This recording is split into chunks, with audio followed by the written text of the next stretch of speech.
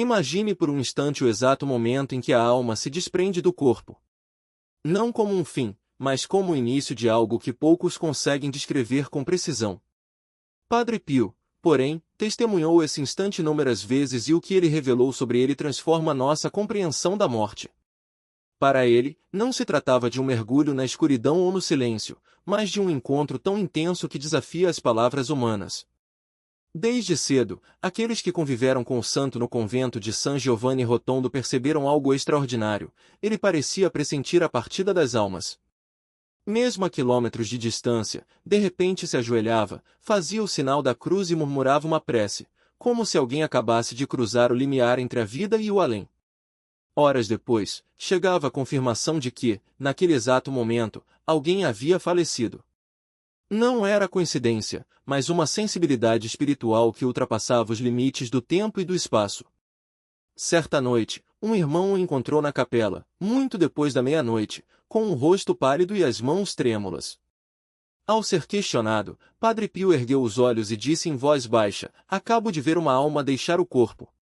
O que ele descreveu não era algo que pudesse ser traduzido facilmente em palavras. Para ele, era como um pensamento que se desvencilha da matéria, algo que se eleva com leveza, como se recordasse de uma antiga capacidade de voar.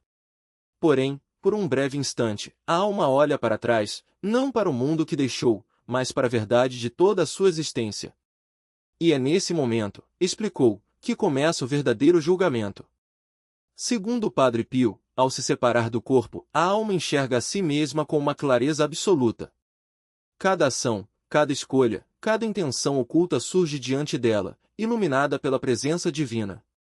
Não é Deus quem a acusa, ele dizia. É a própria alma que vê.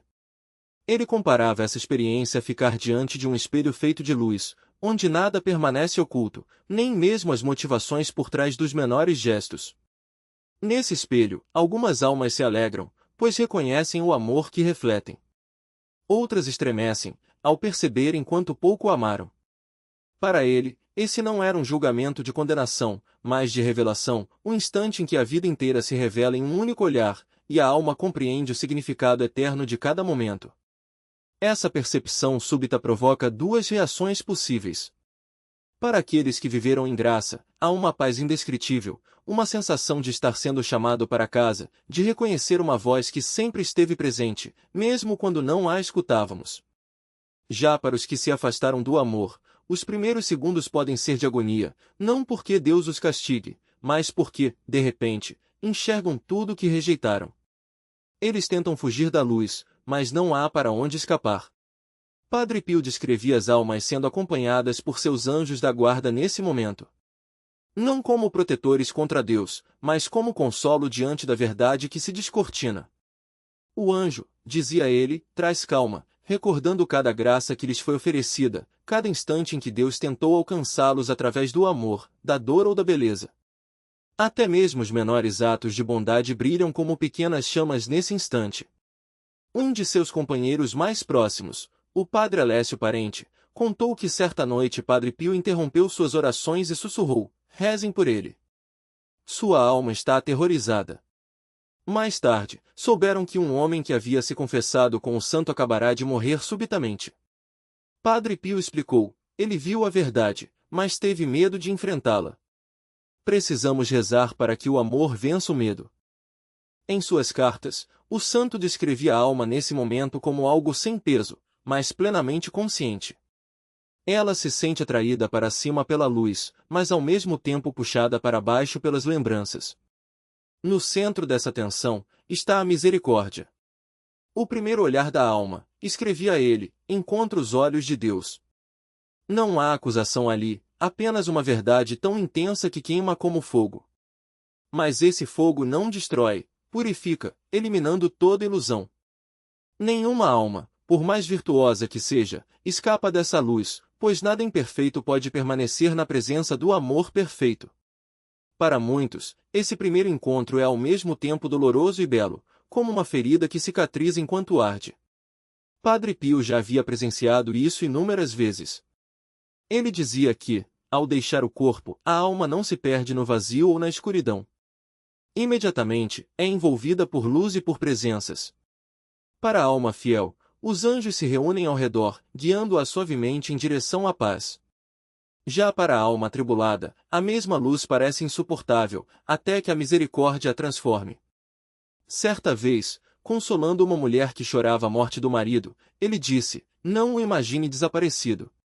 No momento da morte, ele viu o quanto foi amado.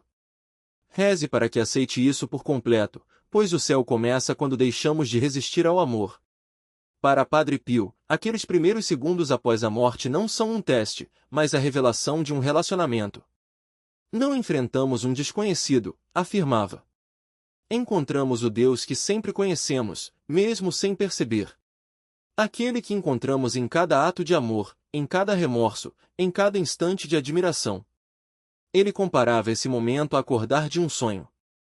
A alma desperta e se lembra de tudo, não apenas do que fez, mas do que poderia ter feito.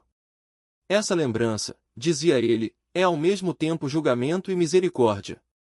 Julgamento, porque expõe cada graça desperdiçada; misericórdia, porque ainda oferece uma última chance de entrega. Padre Pio acreditava que muitas almas, mesmo naquele instante, clamam por arrependimento. E que o simples desejo de Deus, ainda que tardio, pode atrair uma misericórdia infinita. Ele costumava dizer a seus filhos espirituais: se a alma disser apenas um sim àquela luz, o céu se abre.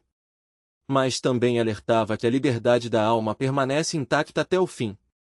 Aqueles que se apegam ao orgulho, que se recusam a se curvar, vivenciam esses primeiros segundos como o início de uma separação, um frio que parece exílio.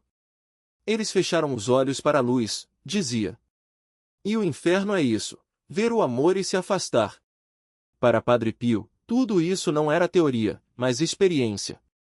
Ele havia observado inúmeras almas cruzarem esse limiar, algumas subindo como fagulhas ao sol, outras demorando-se, confusas ou envergonhadas, ainda aprendendo a aceitar a graça.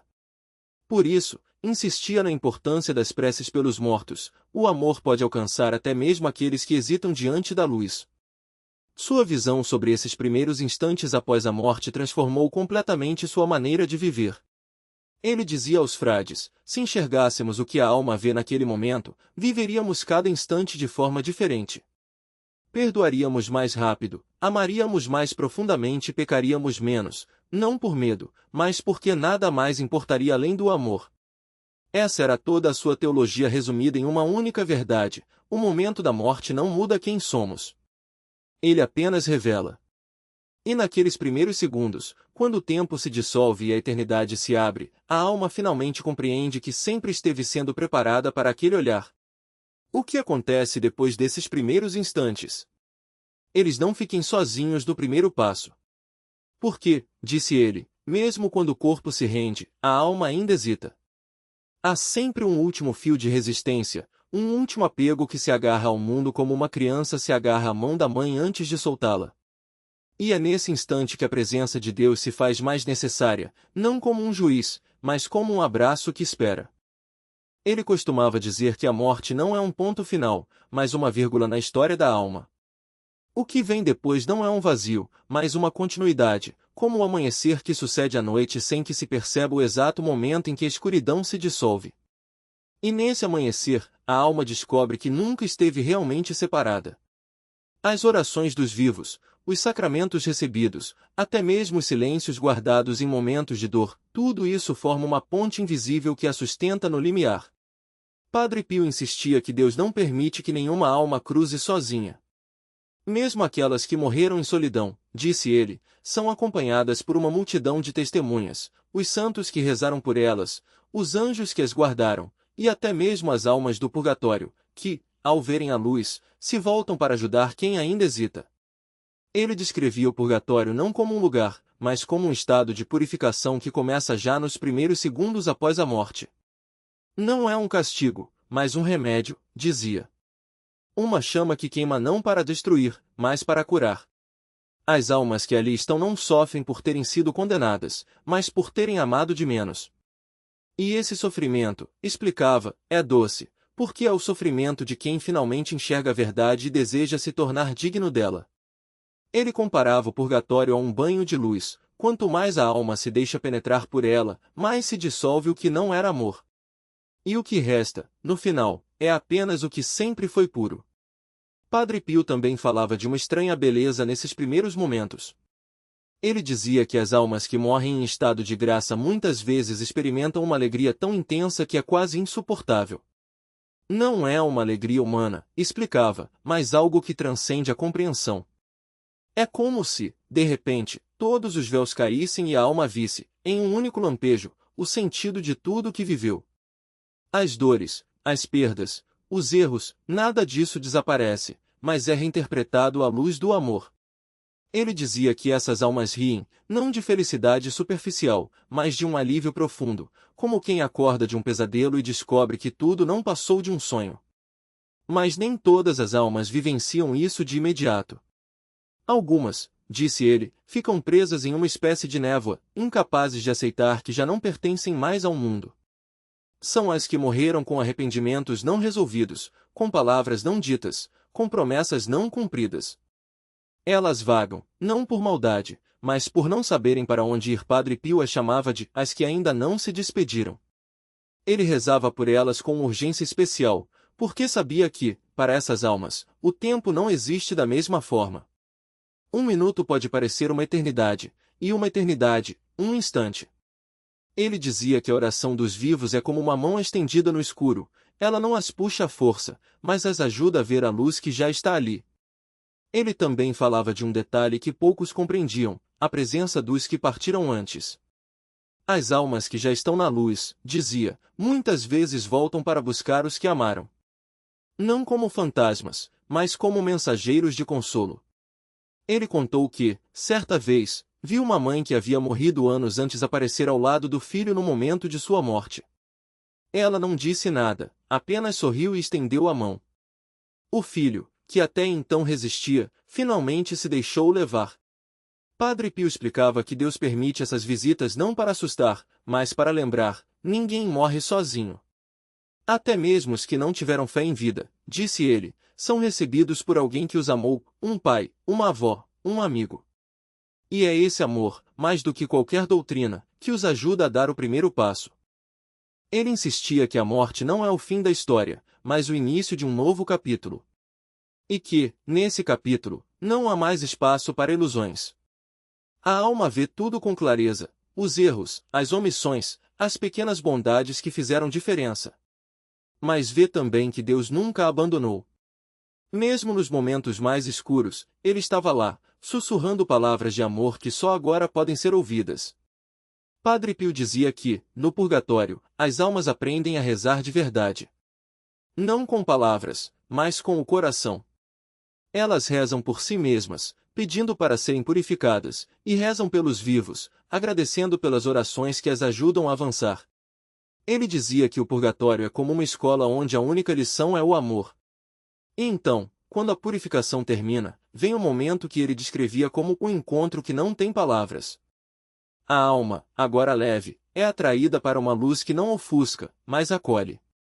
Não há mais tempo, nem espaço, nem distância. Há apenas a certeza de que, finalmente, se está em casa. Padre Pio dizia que, nesse instante, a alma compreende que nunca esteve realmente separada de Deus. Tudo o que viveu, as alegrias, as dores, as quedas, foi apenas um caminho para chegar até ali. E que, no final, o que importa não é o quanto se pecou, mas o quanto se amou.